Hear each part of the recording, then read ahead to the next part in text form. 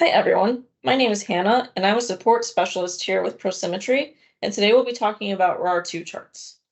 A RAR2 chart is a resource allocation report that is a visual representation of a resource allocation versus resource capacity within Tempus.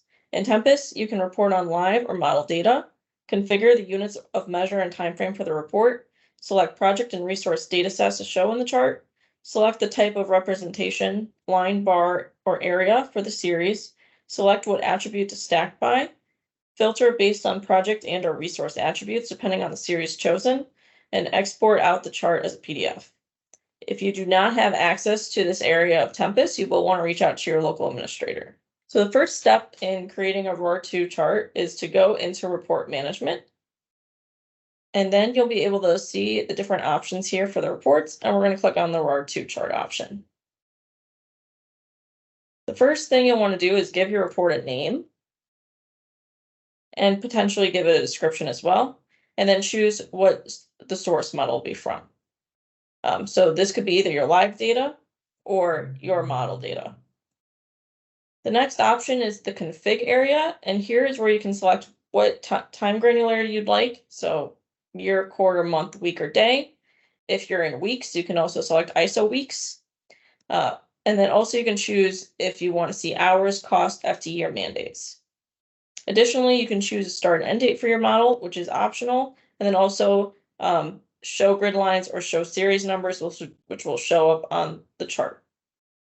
The last option here is data series, and this is where you're going to be putting together what your chart will show. So the first thing I want to do is select where it says data set and choose which data set you'd want to select. We have multiple selections here of what you can choose, but I'm just going to start with allocation. Within this series, you'll see that you have different types that you can choose from. So planned, actual, remaining. You can also filter by projects or resource attributes. And then you can also choose how you want to display this data. There's bar, line, or area. And you can also have more configuration as well under each one.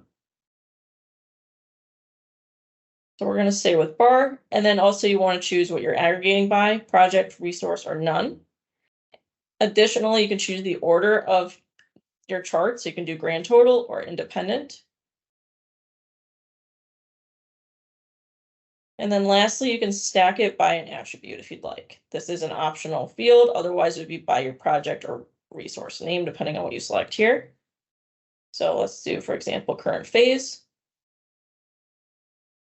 And here you'll see that now it's by phase instead of by project name. Additionally, you can choose include rest, yes or no. So you can choose the top, and anything above that top will be included in the rest. So top 10, so anything over the top 10 will be included in the rest if this is selected to yes. Okay, and additionally, you can choose a start and end date for your report as well. Let's just do October till December. Okay, and then if I hit add series, you'll see that the series has been added. You can clone this as well, or edit it, or delete it. The next thing I want to do is I want to compare it to my base capacity. And here you can also filter on resource attributes. And I'm going to make this a line chart. And again, I'm going to make this October 1st till the 31st of December. And we're going to say none here. So it'll just give you one line overall. And then I'm going to say add series. Okay. Once you save this report, you'll see it on a bigger screen. You can scroll down. Additionally, you can export this to PDF. For more information on RAR2, please check out our Help Center. Thank you. Have a great day.